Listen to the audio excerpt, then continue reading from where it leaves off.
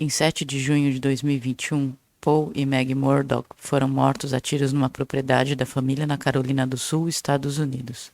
O documentário da Netflix Escândalos e Assassinatos na Família Murdaugh conta algumas histórias da família poderosa, mas quando foi lançado, em janeiro de 2023, a investigação desses 2 assassinatos não tinha sido concluída. Esse é o segundo vídeo de uma série de 4, conectando tudo o que você viu no documentário da Netflix e o que ficou de fora. Antes de tudo, peço para você me ajudar caso goste dos meus vídeos. Curte, comenta, compartilha, mostra para os amigos. Eu agradeço muito de qualquer forma por você estar aqui. Valeu! O condado de Hampton, na Carolina do Sul, é uma área predominantemente rural, quente e úmida, com uma forte cultura de caça de animais, muita floresta, pântanos e se auto-intitula a capital da melancia. O condado foi parte das locações do filme Forrest Gump. A região tem um pouco mais de 18 mil habitantes, 52% negros e 45% brancos. O nível de pobreza é de 23,5%. Apenas 11% dos habitantes que têm mais de 25 anos têm curso superior completo. A média nacional é de 33,7%.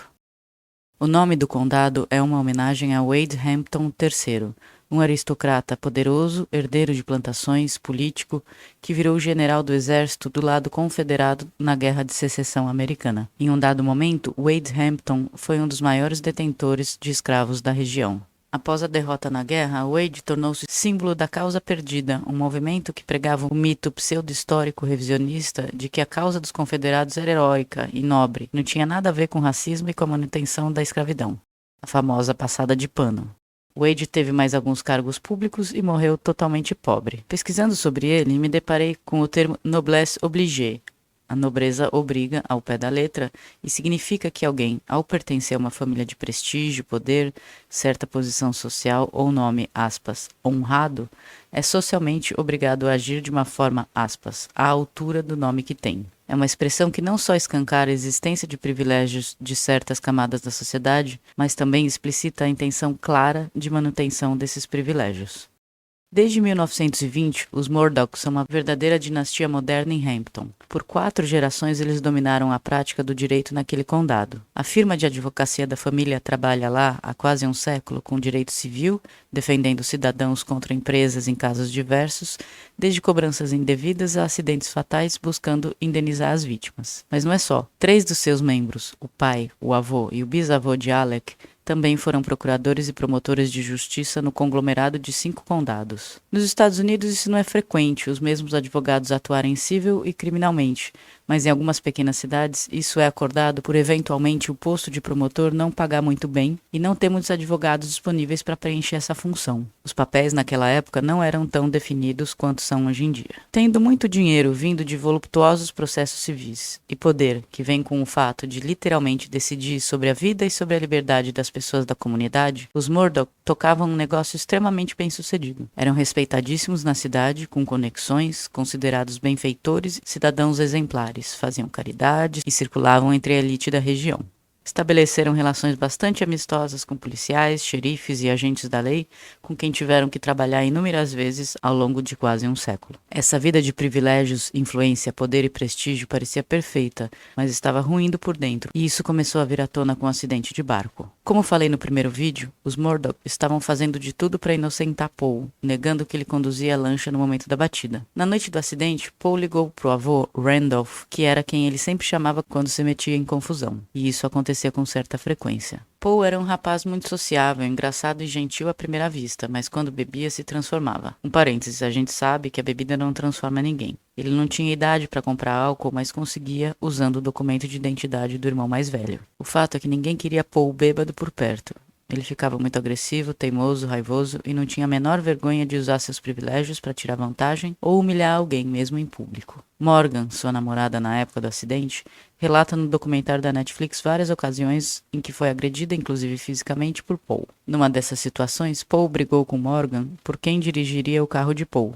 Ele estava bêbado e ela não queria que ele conduzisse. Paul ganhou a disputa e o carro quase acabou capotado na beira da estrada. Paul então ligou para o avô e para o pai, que foram prontamente ajudar. Quando Morgan tentou ligar para a polícia, Paul a impediu. Ao chegarem no local, antes mesmo de mostrarem qualquer preocupação pelo estado de saúde do casal, Randolph, Alec e Maggie foram direto limpar a cena, cheia de latas de bebida alcoólica e armas que Paul carregava no carro.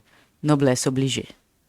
Na noite do acidente de barco em 2019 não foi diferente. Alec e Randolph foram até o hospital para o qual os jovens foram encaminhados. Chegaram chegando, conversando com policiais, tentando impedir que estes interrogassem Paul, dizendo que ele estaria muito bêbado para isso. Na verdade, 3 vezes acima do limite legal, apesar de não ter idade para comprar álcool. Paul, inclusive, teve que ser contido por enfermeiras para ser examinado. Tentaram intimidar todos os envolvidos, fato percebido pelos funcionários do hospital, além de não mostrarem a mínima preocupação com os jovens, muito menos com Mallory, até então desaparecida no Rio. Inúmeras situações nessa investigação deixam clara a influência dos Murdaugh, e eu passaria 1 hora falando sobre todas elas, mas listo aqui rapidamente algumas. Paul não respondeu nenhuma pergunta, nem obedeceu nenhuma ordem dos oficiais. O nível de álcool em seu sangue só foi sabido porque o hospital fez o exame, não a polícia. O tio dele conseguiu rebocar a lancha do local com a ajuda de seu melhor amigo, que por acaso era policial, enquanto nenhuma outra família teve acesso à cena. Os registros de quantidade atípica de ligações telefônicas da polícia para os Murdaugh naquele período e que, pior, não mostram uma única ligação para os pais de Mallory, nunca, nem mesmo para avisar do ocorrido. Reforço aqui que a comunidade de Hampton tratou todo o caso do barco como uma mera fatalidade.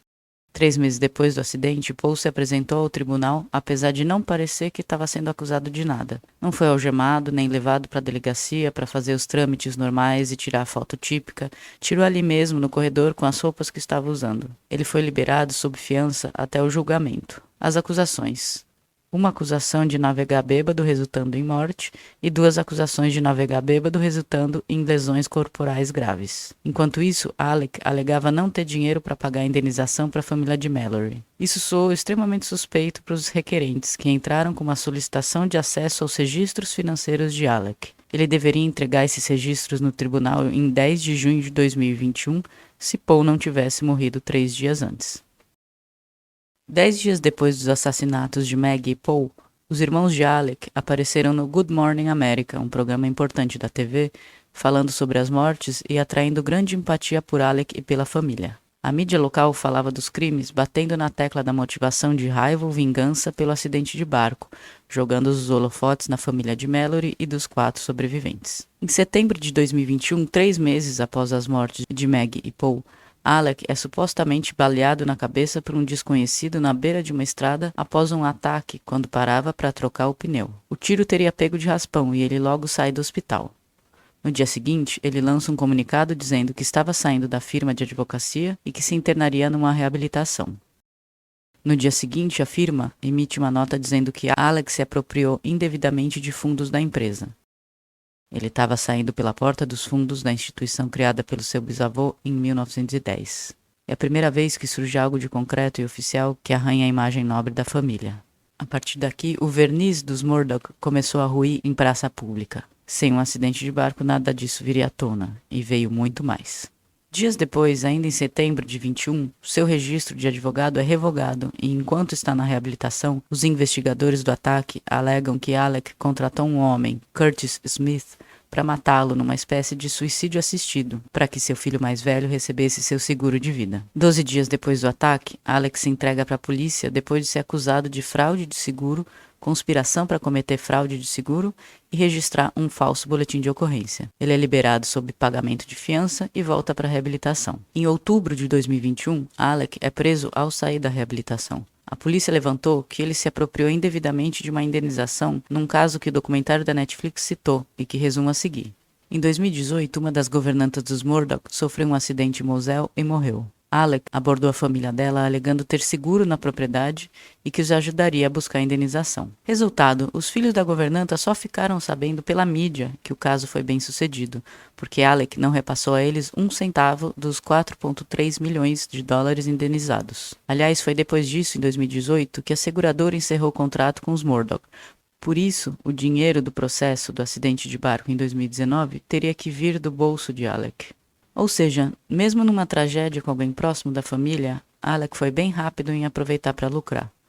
Nessa detenção, o juiz negou fiança. Alec teria que aguardar o julgamento preso. Nos meses que se seguiram, as investigações sobre as finanças dos Murdoch voltaram até 2011 e trouxeram a Alex cerca de 100 acusações de todos os tipos: peculato, lavagem de dinheiro, obtenção de assinatura ou propriedade sob falsos pretextos, evasão fiscal, conspiração, declaração falsa ou deturpação, falsificação e crimes cibernéticos. Em dezembro, um juiz lhe concede fiança de 7 milhões de dólares. Alex segue preso e se pronuncia dizendo que está mais lúcido que nunca e pronto para enfrentar as acusações. Em janeiro de 2022, a família de Mallory move uma ação contra os espólios de Paul e Maggie. Outros sobreviventes do acidente se juntam à ação. Em junho, o Estado recebe autorização da família da governanta para a exumação de seu corpo. No mesmo mês, Alec e Curtis Smith, do ataque na estrada, são indiciados por conspiração, lavagem de dinheiro e narcotráfico, referente ao período entre 2013 e 2021. Em julho, Alec é formalmente expulso da Ordem dos Advogados pela mesma Suprema Corte que trouxe tanto prestígio e poder a 4 gerações de sua família. Um dia depois, ele é acusado de assassinar Maggie e Paul. Com base em quê?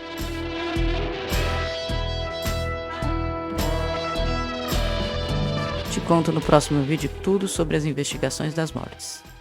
Obrigada por assistir até o final. Se puder, dá uma força pra mim, curte aí, comenta, compartilha.